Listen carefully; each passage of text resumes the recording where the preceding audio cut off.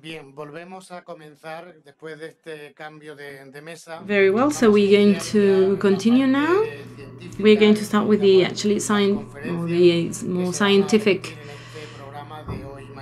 content of this seminar today and tomorrow. If you're very interested in learning about a specific detail of the presentation, I would like you to know that these conferences are going to be recorded and they're going to be published on the websites of the different organizing bodies. And they will be available in Spanish and English. So if at a certain point you sort of are not able to get all the details, don't worry, you will be able to see it again later on the media. So we are going to start with the first presentation called with the following title: The Alhambra History and Patrimonio and History and Heritage. This is going to be presented by María del Mar Villafranca and also by Jesús Bermúdez.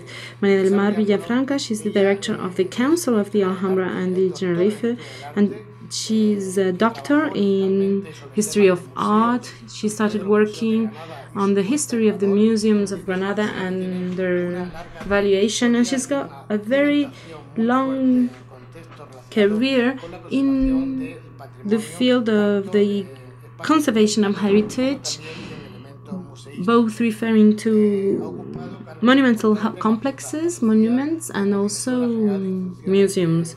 She's had several responsibility functions, and she has never stopped researching, with several papers published in scientific magazines in which guarantee her defense of heritage and monuments, and also her contribution to research, everyday work, and the dissemination of culture and knowledge. Jesús Bermúdez, he studied art and semiotics. He was nearly born in the Alhambra. He's been working here for many years. He's somebody who knows this monument very well in detail and very deeply, and he's participated in many papers, lectures, conferences, seminars, both at the national and international level. He's also contributed to the dissemination activities like the Guide of the Alhambra, and he's therefore received several awards. María del Mar Villafranca and Jesús Bermúdez is an extraordinary team, because this team combines the consolidated experience in the conservation of the Alhambra complex, but also they've been working hand in hand for many years, and this has been proved in many publications.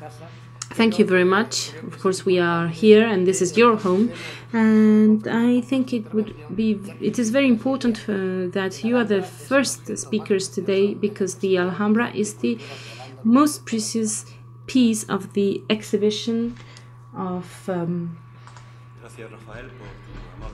the art and cultures of Al-Andalus, the power of the Alhambra. Very briefly now, well, thank you very much, and very briefly, in just 1 hour of time, we're going to try to give you all the information we can. Most of you here present already know the Alhambra very well, and therefore we are going to try to summarize the key elements of the Alhambra. We've tried to prepare a sort of scheme of the Alhambra within its historical context, therefore its historical values from our point of view nowadays, and also we're going to talk about its heritage value. I will be in charge of the first part of this presentation, and in the second part it will be María del Mar who will be in charge of it. it is a very difficult task to try and summarize all this information in just an hour, but we will do our best. Here you have a scheme, a historical scheme. In order to approach the Alhambra, many options are possible, but we prefer this scheme with these hallmarks. So the role of the Alhambra within its context and the importance it has since 1492, and also the moment when it was recognized as a heritage asset for Spain. First of all, we should have a view of this Palatine city. This is how we describe the Alhambra. It is a city, it is a Palatine city, and it is an Islamic Palatine city. Here we have several Palatine cities in the same functional moment. We've got, for example, the Aleppo city, evolving very quickly through time, but with the GB period in the 13th century, in a different point of the Mediterranean basin. Also the Toscapi city. We also have Marrakech, Fez, also the fortified city of Saladin, the Caire, and also the Alhambra. If we have an aerial approach, we see very similar aspects, and this gives us a context that helps us understand the Alhambra. And this is a Palatine city in Al-Andalus, in the western Maghreb, and therefore the city is linked to the two most important ports, the one in Almeria and the one in Malaga. And also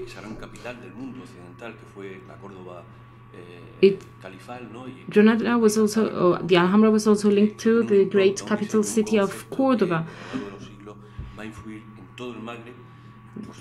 This city will have a great impact in the whole of the Maghreb, and also in, of course, in the Al-Andalus, and of course in the rest of the Islamic Valley.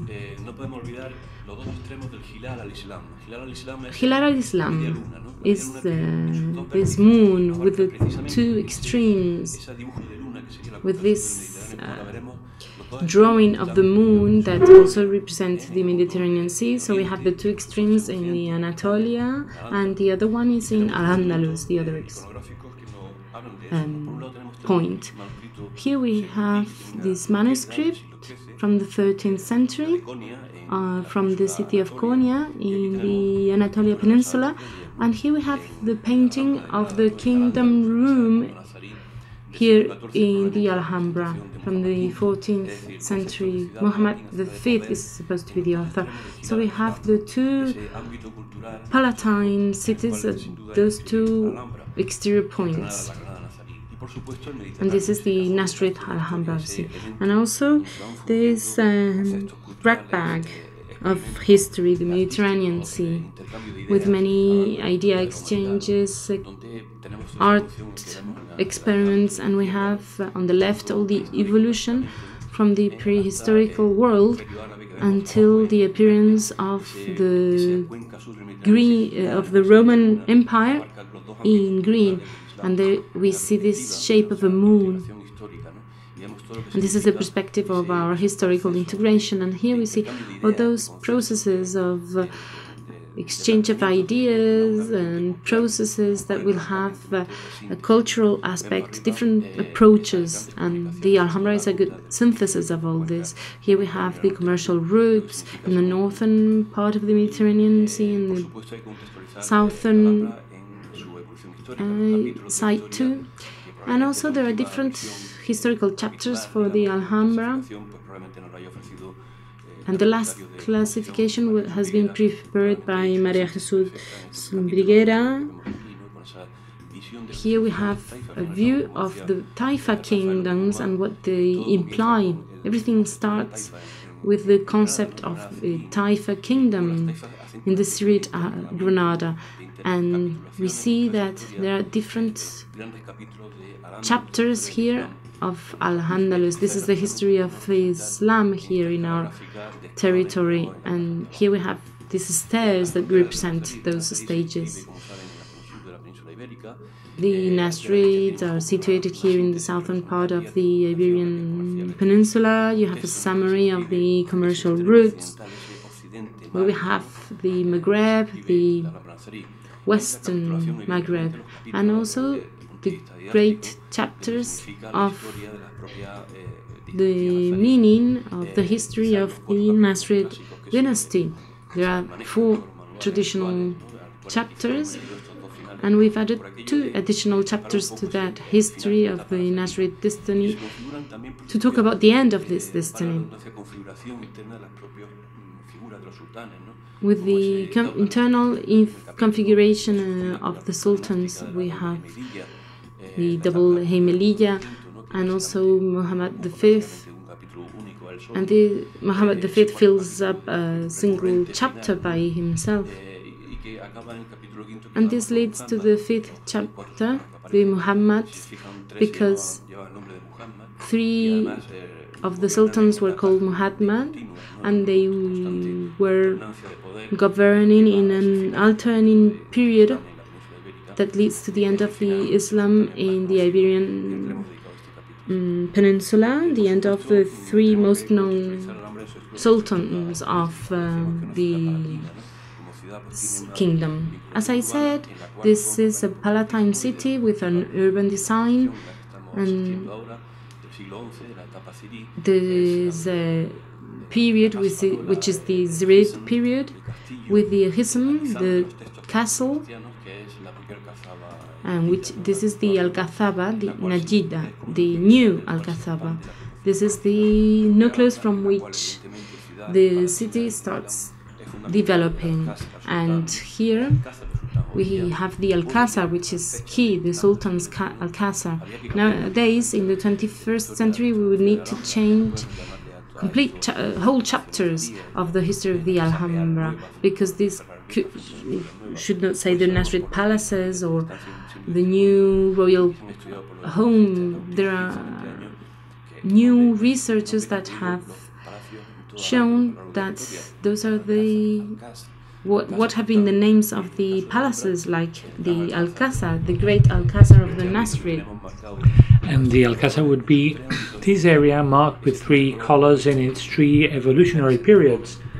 The first layer of the Palatine aspect during the first years of the 13th century, around 1314, Yusuf the Great, who laid out the design for the initial Alcázar, which is coupled to that backward area, which is the garden of the palace of Sultan Yusuf, whose child Muhammad V transformed into a palatine environment, referring to it as the garden of the palace. This is the Alcázar, as there was an Alcázar in Seville and in Cordoba, in all centers of power in Andalusian Islam.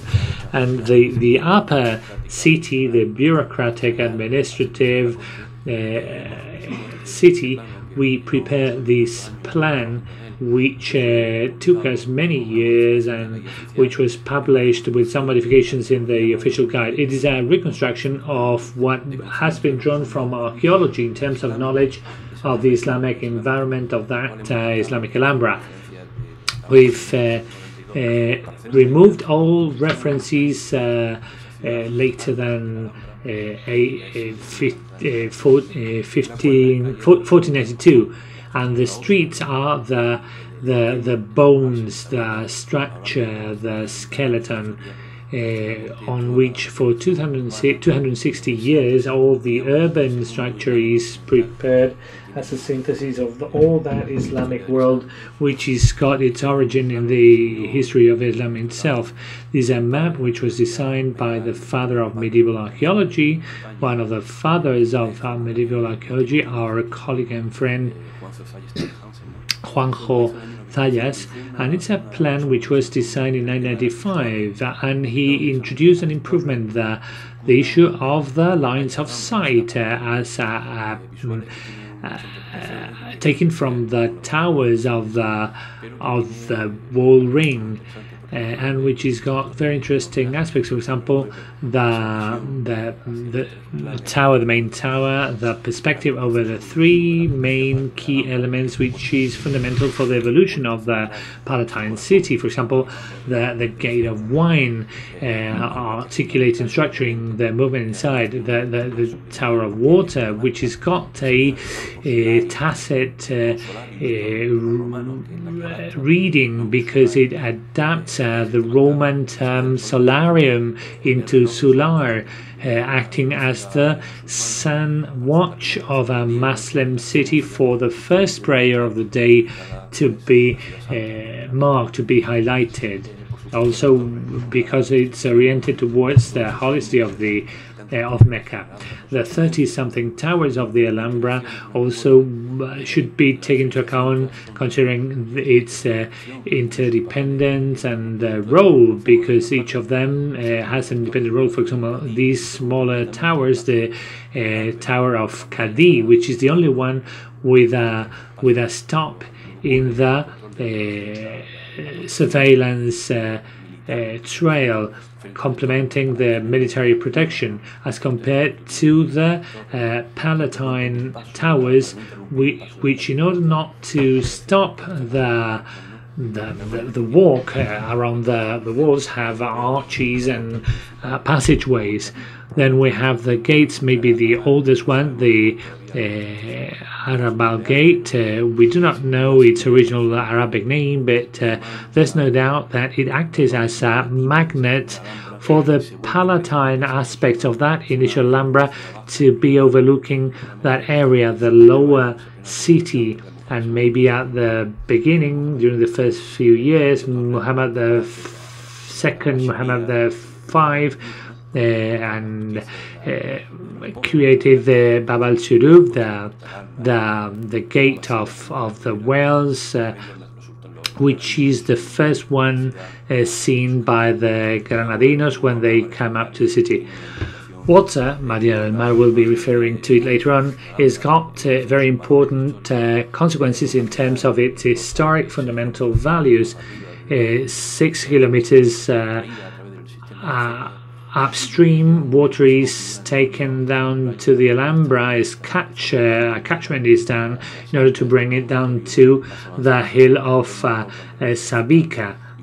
And you may see how everything is structured around water which is brought through these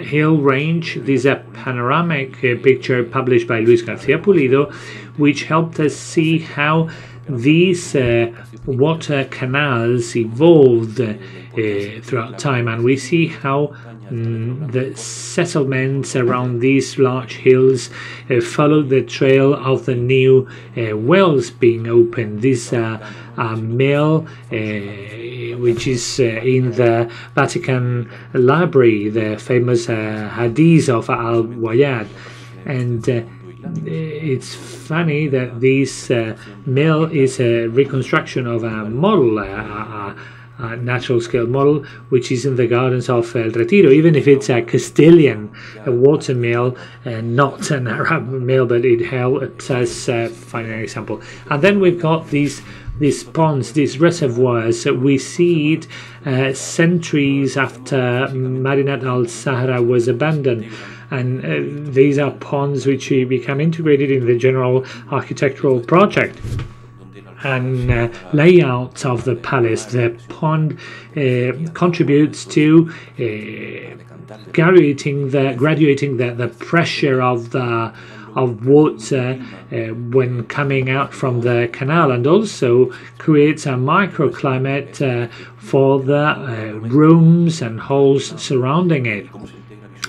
This area belongs to the domestic space, and the Alhambra integrates that image of a mirror, because the pond represents that architecture behind, which is fundamental for Islamic architecture. That idea of the God's will manifesting, showing the human beings the significance, the transcendence of creation. Water as a symbolic element, as an element necessary for life, but also as an element necessary for daily life, for cleaning, for symbolic cleaning, and also for becoming purified in both sense, physically, the physical and religious sense, and around which the Alhambra has the bath, the hammam, preserved. Maybe it's the only one which is being preserved in the Western world, as in full, with its main traits preserved. Then the vaults, we have the hammam halls, and we see from these drawings prepared by Benito Jimenez Alcalá, an architect whose doctoral thesis was passed at Oxford University. He studied the incidence of light, of sunlight, in the palatine and domestic spaces. He published a study showing how the use of light evolves and how it conditions the distribution of spaces, of rooms, something which is also present in Madinat al-Sahara. Of course, the vault, as the epigraphy says in the Alhambra, the most perfect vault existing is the celestial vault, and the architecture cannot ignore it. It should materialize it in the environments within, in the palace itself. These three masterpieces of vaults in the Western Islamic world, Western Islamic architecture, with consequences which reach far beyond. For example, through the works of Antonio Fernández Puerta with regards the Al-Kubra dome at the Palace of the Lions, the Al-Garbiya dome of this palace itself, and also the perfect order of stars of cosmology, which involves or which conveys the study of scatology of the Great Hall of Comares. But of course, we've got to come down to earth. Those of us with some relationship with architecture know that the human being in the end comes down to earth and has got to put his feet on the earth. These pictures taken from technical or contemporary technical architecture, and shows how the large walls in the Alhambra were built, and they are very representative of how Western Islamic world towers were built. It is coupled here in this image with two miniatures. We have the famous Hamza of Idzami, contemporary to the Alhambra, of the last third of the 15th century. 1494, the Hawarna castle, and on the right hand side we've got a 19th century drawing.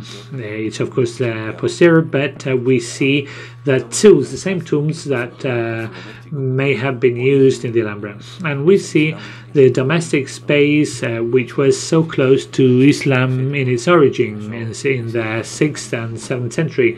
In that shift, in that movement from the nomadic world of the initial years of the Prophet itself to the materialization, the settlement which took place through the conquer of northern African cities, of Damascus, of Middle East cities, and how the idea of the Haima of the desert becomes solidified and turned into an adobe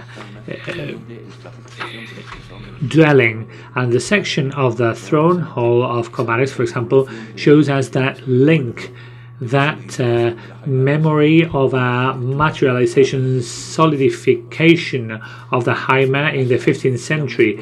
That the space of the house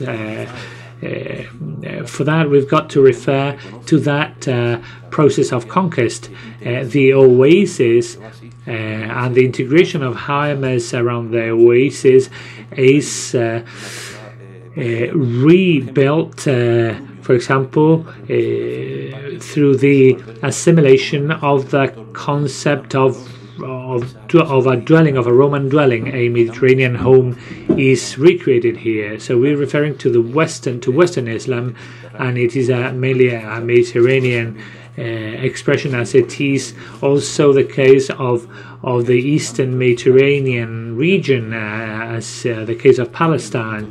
And in terms of decoration, we've got also the geometric model, the celestial vault, how a square, as inscribed in a circle, generates the decoration elements which fill up the whole of this pattern, and also influences the distribution of its internal spaces in the Alhambra, and ends up with the filling of ceramic tiles, the filling of spaces of walls with ceramic tiles, marked of course by that fear of empty spaces, the horror vacui. And we've got once again the inscription of square in a circle, and through the famous theory of lacing, a series of decoration panels are become integrated in these spaces. Or maybe today we've got the curator of the exhibition, José Miguel Puerta Vilchez, who defined the Alhambra as a precinct of words, as a district of words. And in his conferences, he would refer to the virtual removal of all ornaments, of all decorations, in order to leave just the words there. For example, the Kufic writing, which was so mysterious, especially with regards to the initial periods, and all this writing filling up all the area, playing with mirroring effects. I'm sure José Miguel will tell us about that throughout his conference. And the third element, the ataurique, the arabesque, I always like to use that picture, which was used in the leaflet of a ceremony which was arranged to pay homage to Christian Evert, and you may see how two images were mixed up, even if these two images seem to act in continuation. They are different. For example, we've got a panel from the city of Samarra, which is so important for the history of Islamic art, with elements deeply rooted in the ancient world. And then on the right hand side we've got a panel from the Al-Qaid farmstead, which was excavated in 1957 in the outskirts of Cordoba, with the same decorational elements. So we're talking about the same elements of Islamic world, but coming from the east and from the west, from the extreme east and the extreme west. And we may see how, almost in a mimetic fashion, the same aesthetic concepts are repeated. These elements, which are so clear in Granada, I'm sure you will know the manual of George by George Marseille. He used the individualization of decorational elements of the arabesque in the Alhambra in order to show how they evolve in history, reaching down to canthus itself, reflecting nature as it is so clear in the Alhambra.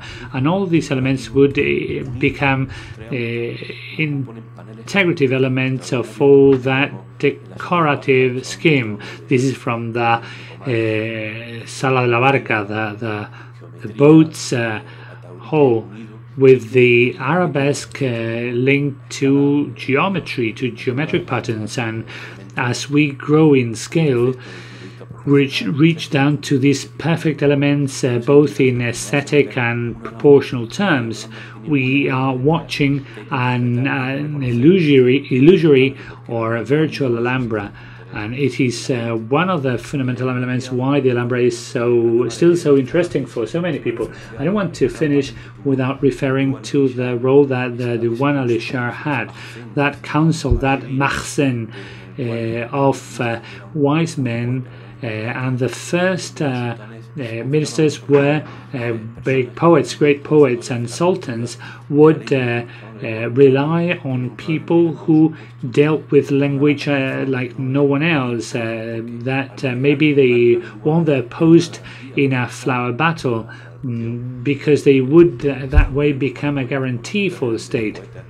We've got the three big poets, Ibn al-Khatib, Ibn al-Hayyab, Ibn Samrak, probably the three great Nasri sultans, Muhammad V and the two Yusufs.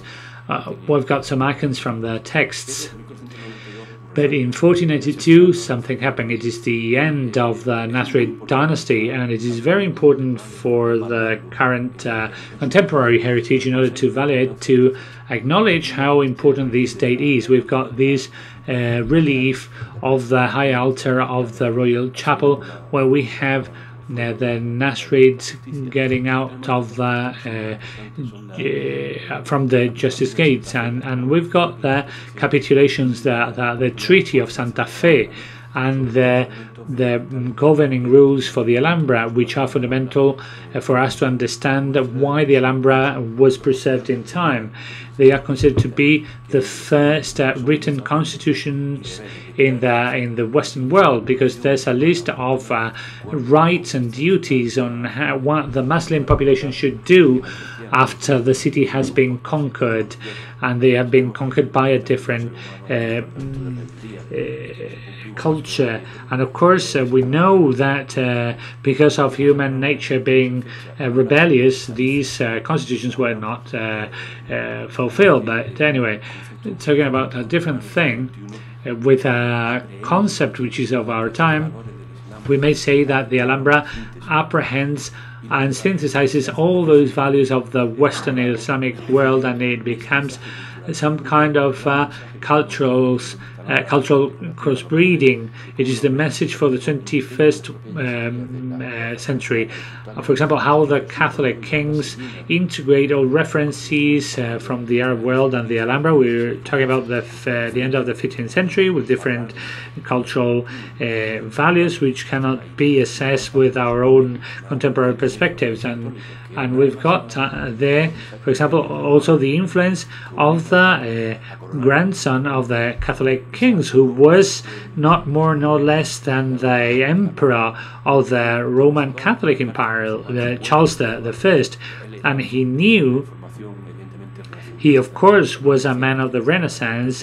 He could speak only a little Spanish, but he became married in Seville. He crossed Andalusia, Western Andalusia, going through Cordoba, and he got to know the mosque in Cordoba. And when he reached the Alhambra, because of political reasons, of course, because he was fighting the Turks on the other extreme of the Mediterranean, but he integrated in a symbolic fashion what was being done in the halls of the Vaticans. He imbricated that concept of cultural crossbreeding, which is the main message I believe the Alhambra has got to transmit.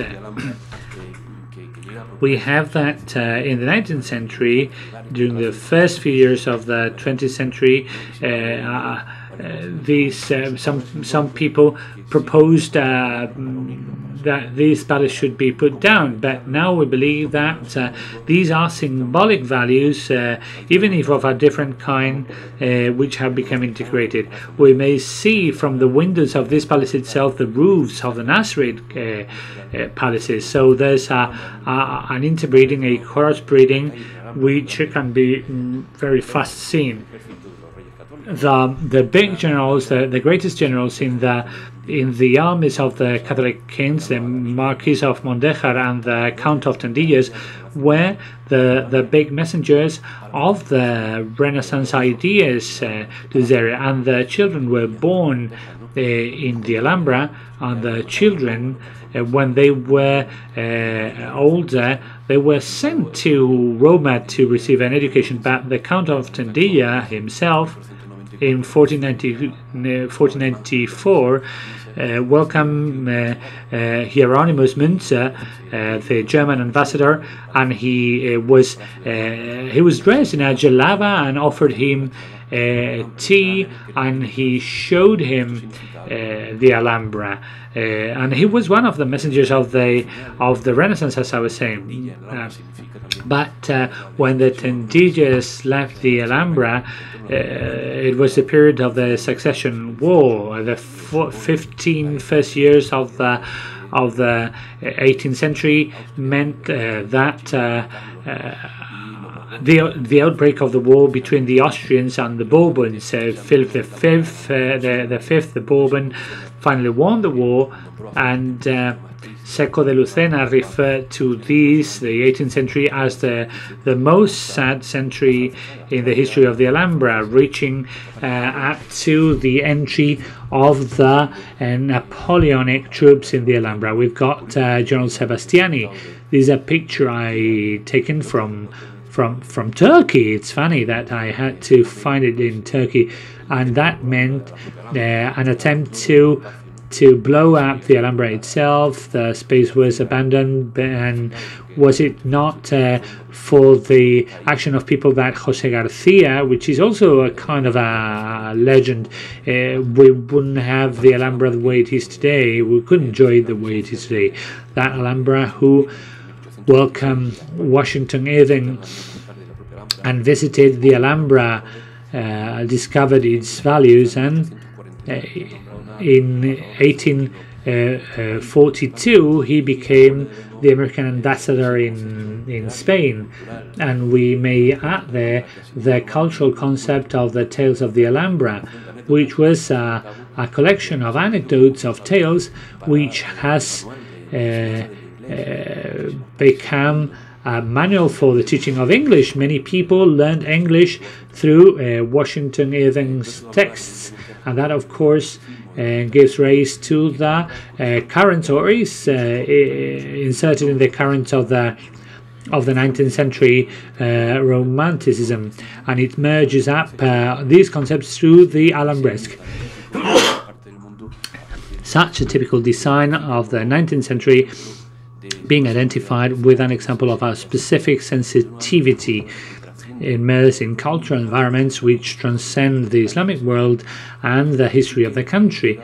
And it reaches up to 1870 with the big hit of the Alhambra being classified as a National Heritage Monument, and it was the start of the birth of a series of values which will be highlighted by Maria del Mar Villafranca. And I wanted to highlight these elements: the Partal Palace of 1836, a drawing from Louis, and its current situation, how it evolved with the different stages, with these architectural concepts, decorational elements, which in fact haven't been changed at its core, even if there may have been some mistakes in terms of the columns and the pillars and the big losses. For example, the roof, which is right now in the Pergamon Museum in Berlin, which were elements of that new interpretation of the Alhambra. The Alhambra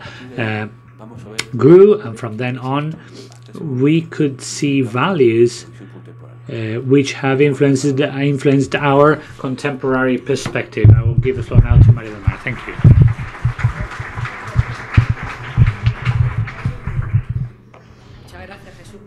Thank you very much, Jesus. And you've really limited yourself to the time you had. I will try to do like you, although I'm not sure I will be so accurate. We're going to continue, but before I actually do so, I would like to add a comment on the side. To talk about heritage, and very briefly, I'd like to make some statements that, of course, we can all discuss later. First of all, heritage has an evolutive conception. In 1870, the Alhambra was recognized as a national heritage monument. And then the one we have nowadays, there is an evolution there. So what do we consider to be heritage nowadays? What are the categories of heritage? And in order to do so, I always like to mention a couple of theoretical authors during the 20th century. Al-Israel, many of you must know him. He was also an expert in Islamic art, but he's been inscribed in the history of the theory of heritage because he was the author of one of the greatest books, which is the modern respect to monuments. This is the result of his work when he was in the Austrian Commission of Monuments. He talks in this book about different categories. Jesús Bermúdez has tried to mention the different categories: the historical value, cultural value, artistic value, and so on. But nowadays, in our contemporary societies, what is the contemporary value of the monuments? So monuments as very visible elements of what we nowadays consider heritage also have commemoration values, and that is also the case of the Alhambra. The other great figure I always recommend, she's a French lady, also specialized in the field of heritage, but in other areas related to art history, Françoise Schray, and she also wrote a book where she carries out an analysis from the critical and constructive point of view of the limitations of the use and management of heritage. These two authors are two doors, opening and closing the century, and they allow us to have a specific view of the value of culture and heritage, and we should not be limited to one single perspective.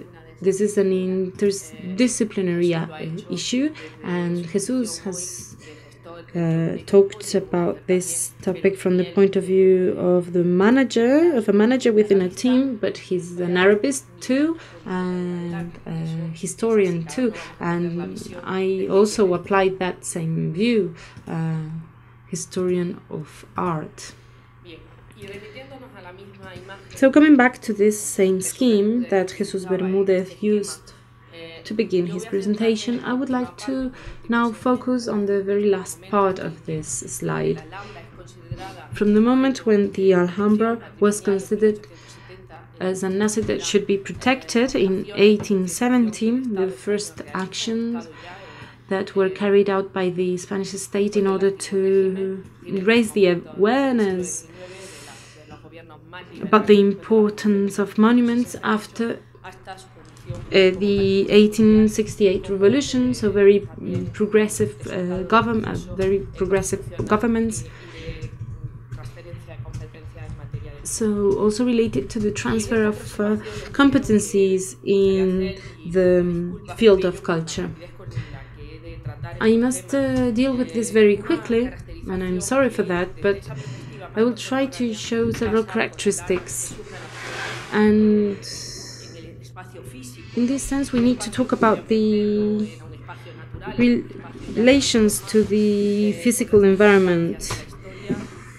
This environment had already been modified, this rich city represented by the wall, and also when Granada becomes an Islamic city. And then from 1832, 1838, the first, 1132 and 1138, so in the moment it was, a decision was taken by the monarch in the manuscript called Madrid-Copenhagen, and there's a reference to a definition of the perimeter of the city and how to bring water to it. We've already mentioned that water is very important in the Alhambra. Without water, the Alhambra would not have been possible. Before the construction of the Palatine city, water was taken out from the Darro River, but with very limited structures that wouldn't have allowed for the urban system that I'm referring to. So the situation between two rivers, the Darro River but also the Genil River. So the farms got their water from the Genil River and the city from the Darro River. Those farms have now disappeared. And so water was taken out from these rivers. There was a dam that was built. This dam has been rebuilt several times. It is the Royal Dam, 6 kilometers away from the river Darro, and there's also the Acequia del Rey, or the king's irrigation ditch, and all these became more and more complex as the dynasty was advancing in time. And nowadays we need to analyze all those irrigation ditches and all the off-branch and the different elements that were used in order to use water, to take profit from water.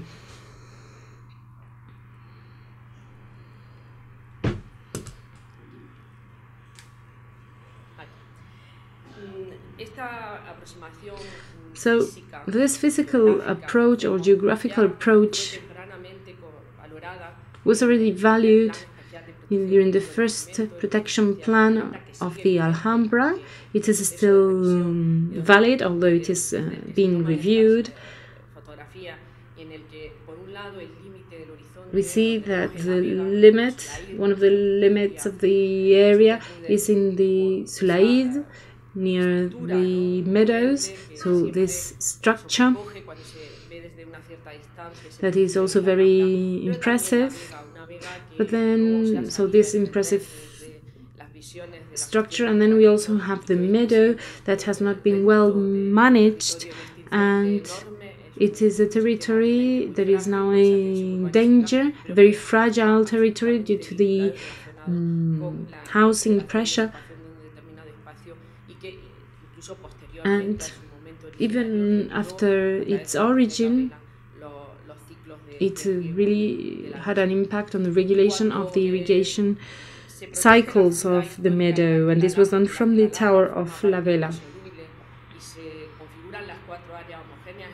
We here have the 4 areas, homogeneous areas of this historical city, and the declaration had not been reviewed, but in 91 there was a review carried out by the Andalusian administration. We see Sacromonte, Albaicín, the center, and the Alhambra. So these are the 4 different areas, and we see the different limitations defined by the Declaration of Protection. That is the first category of heritage management, and the Alhambra therefore is recognized, acknowledged as a monument, and has a special plan of protection. The Alhambra and its woods represent the most important green area the biggest green area of the city. It is important from the aesthetics point of view, but also from the point of view of its uses. When Granada had no gardens, the gardens of the Alhambras were the privileged gardens of the inhabitants of the Alhambra, and this is also an element of the memory of the society of the Alhambra. And the social landscape, another category that the UNESCO is trying to promote with seminars, activities, publications, because it is very difficult for the citizens to understand, but also the complex of the Alhambra and the Generalife and all the influenced area and environment belongs to this category, with the original and historical connections that are key. It is surprising to see that the path to the north of the city has been conserved, in fact, in spite of it being a fragile environment, and this allows us to enjoy views that were designed by our ancestors.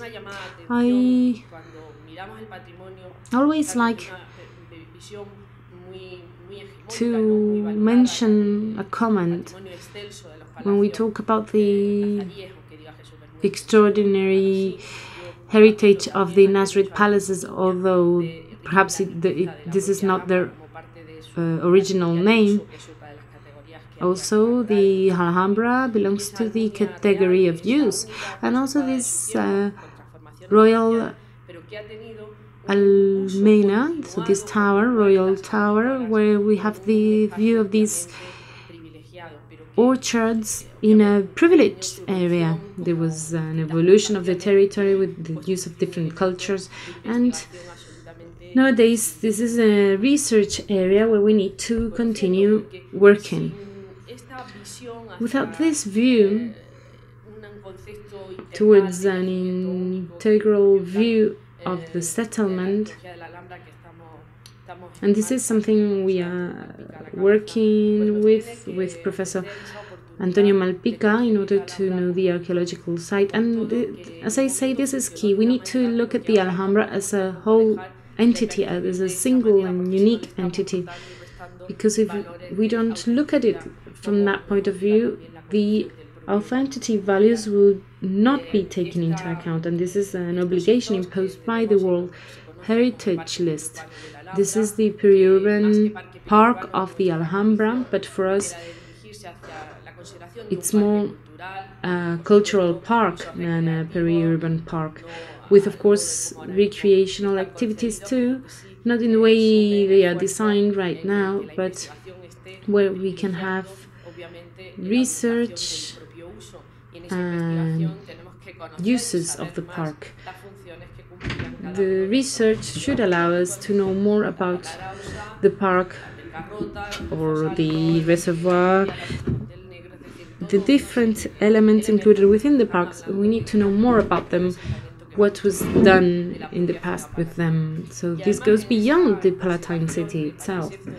And in this also concept of the Alhambra, all the different historical moments are important, but if we add some extraordinary categories, like for example the fact of having a single building in this palace of Charles V out of the Italian territory, well, this allows us to organize this kind of courses, seminars, organize concerts, exhibitions, at the same time as it is recognized as a Renaissance building. Although many Italian academicians prefer to say that this is an Italian design, but it was in fact a Spanish design. Nowadays, the Alhambra is not only architecture, not only territory, it is also a place where different objects are conserved.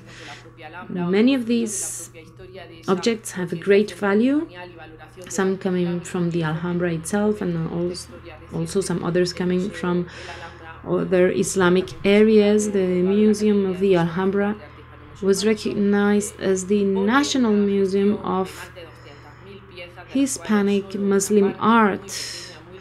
We have a limited number of pieces that are strictly related to the visit in the Museum of the Alhambra, and this is a challenge for the managers. Also, we have a library with many historical documents that help us increase our knowledge of the Alhambra and allow for research, but it also allows for the internal work that always has this research aspect included. In this sense, one of the efforts that we are carrying out currently is to strengthen the image, working with a photographic library in order to try and recover and increase the heritage assets of the Alhambra, using these drawings, photographs, and that, with the idea to represent the image and the evolution of the Palatine city. And of course, we use new technologies in this field. Sometimes we can have things only virtually, but it can be very useful for research, nevertheless.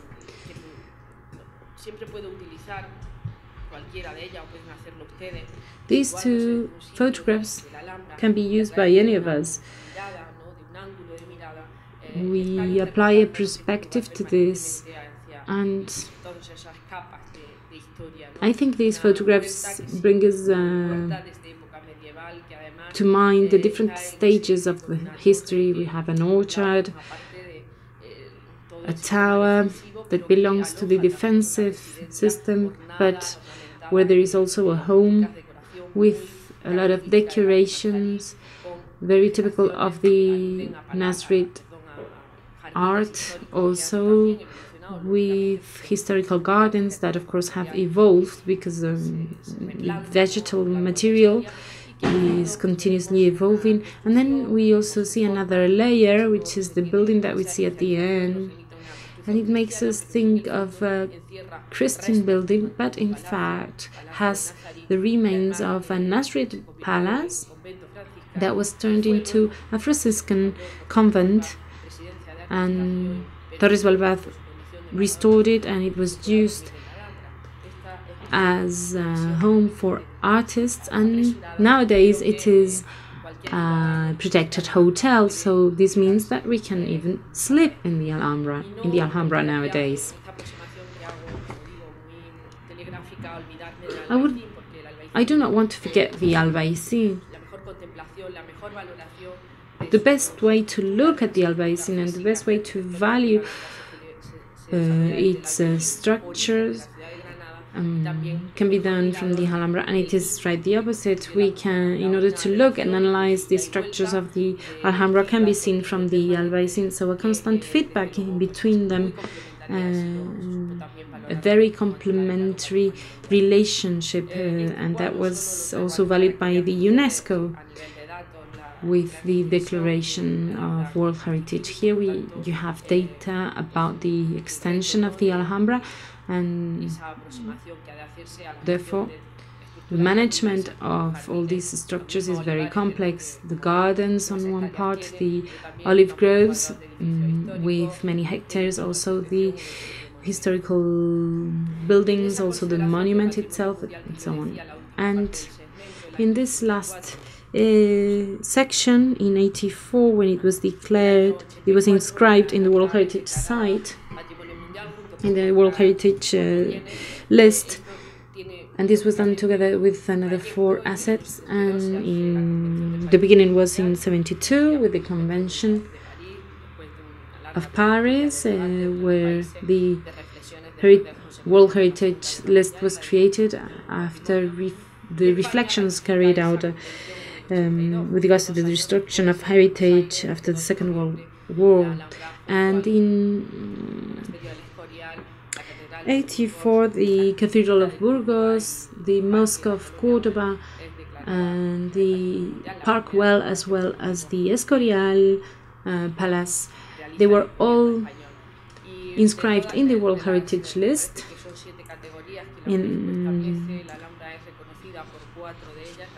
84. Here we have the 4 categories within which the Alhambra is included, and also the plan including the Albaicin 10 years afterwards, and the protection area or buffer area, which is called the Alizares area. Nowadays we are working in order to try and obtain an increased protection area. There was an important problem here in the past. It was the urbanization of the Alizares with a permit from the town council in order to build houses there, but the regional ministry for culture intervened in order to stop this, and there was a lot of tension within the management. The World Heritage aspect tells us about this dual aspect of the Alhambra. The Alhambra belongs to the minds and the identity of the Granada inhabitants, with many references of the place where we are born. And we must not forget that the Alhambra is considered as a place where we understand that there is a universal value of art. Therefore, the origin, religion, culture, or language of people are not of importance. And also, for the managers, this represents a challenge because there is a great richness and many different aspects included there. The Alhambra includes another challenge, and that is to have a diversity management. As it was stated in the Budapest Declaration, highlighting the risks of heritage and the risks of the management of heritage. Therefore, it is necessary to be able to intervene in the processes that take place around heritage without putting that monument at risk or that heritage at risk. This is why the UNESCO authorities consider it essential to have a management plan. It is one of the criteria that is required for the inscription within the list. So we have that kind of management plan. We carry out an organized research, a research that is focused on conservation. We also include another aspect, which is the public visit. Therefore, the UNESCO has considered that we carry out best practices in the management of the public visit of the monument, and also we must make sure that the citizens will have access to all the research findings in the best conditions. This is why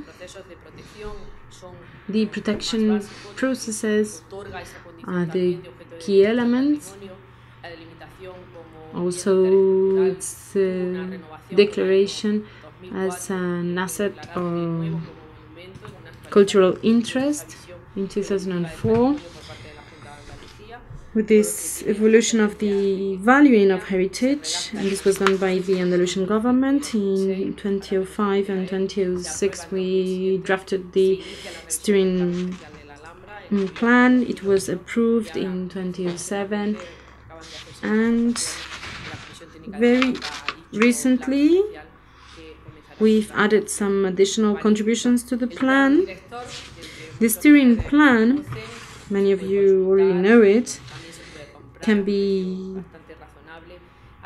studied. It is available in the library and you can also buy it. It is not expensive. We have all the main goals and also the actions, activities, programs, sub-programs and 194 measures that were included up to 2015.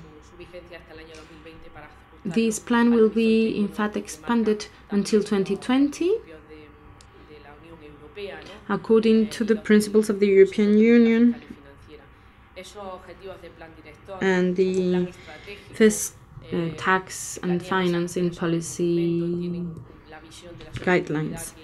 So we have the sustainability perspective in order to preserve its values, incorporating also new technologies, and also being present that it will have an international, making sure that it will have an international presence. This process of drafting this plan was very open, with many groups that were involved.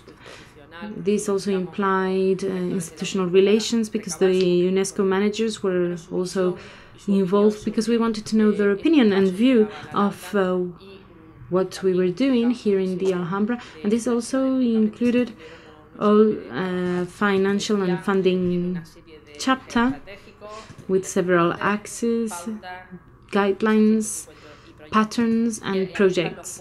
And here we have the 4 different axes that we have: preservation, the Alhambra as a cultural landscape, sustainable use, and the information and technology society. These axes, in fact, are quite original if you compare them to those of other steering plans. We want to keep the traditions, but also we wanted to innovate, and this is why we are now looking towards the territory, the landscape, and we want to have this integral and integrated view of the area, the management of water, of plants, or of the diversity of the Alhambra. These issues had not been dealt with up to now, but the sustainable use of the Alhambra cannot be limited to the opening and closing of doors. We must carry out an adequate management and adequate use, but always protecting the heritage it has. And also, there's a technological revolution right now. If we do not have an axis focused on how to incorporate this cultural change into the management processes, then we wouldn't help the Alhambra to evolve. So this is key too. I only have a very, very few minutes left, but I would like to mention a couple of examples. There are many that could be mentioned, but I will limit myself to one example. We are now in the very last stage of interventions in the paintings on the King's Hall. These paintings have been protected for many years, and I imagine many of you have not had the opportunity to see them. This is an example of how difficult it is to restore the heritage of the Alhambra. The paintings are within the building, and the restoration works that were carried out in the past didn't increase the conservation conditions of these assets. There were no processes in order to consolidate those paintings. There were many losses, in fact.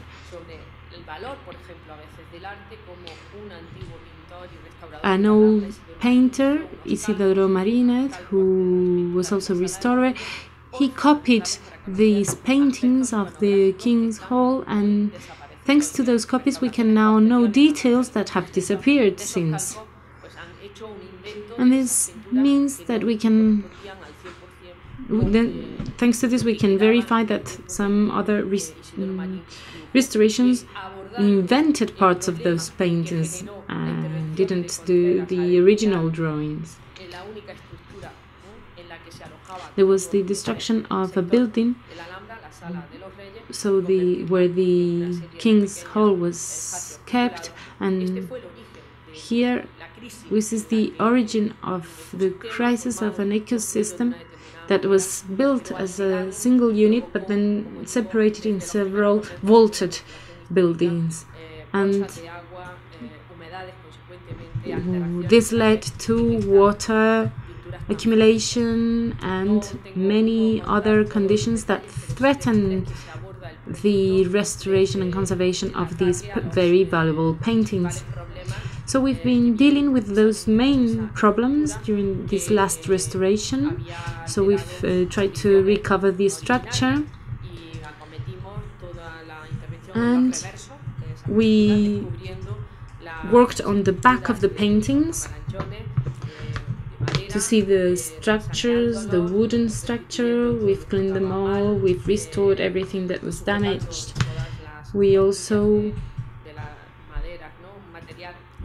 this is the other side of the Alhambra that you can see here. It is the back of this painting. So we tried to work on this material that was, you know, very basic on that part of the back of the paintings. Here we protected all the paintings to make sure that they wouldn't lose any more layers. We built a vault, this one here, that helps us guarantee that the facing will be kept. And here we use the new technologies because this model was carried out cooperating with the IT department of the University of Granada. They designed this protection using laser, and we also carried out different works in the honeycomb structures with working with this 3D laser, studying the drawing structures. Also, we restored the vaults, and this was done by our gypsum workshop. And we discovered some of the interventions carried out by the Contreras, where we see all the white points where wooden sticks that were introduced within the vaults, and this of course had implied a damage to the structural function of the vault. And we saw that thanks to a pigment that was unknown up to now, we can use a specific ultraviolet light, and thanks to this we can determine that when this intervention took place. It's a very simple method, and it helps us know when these restorations took place.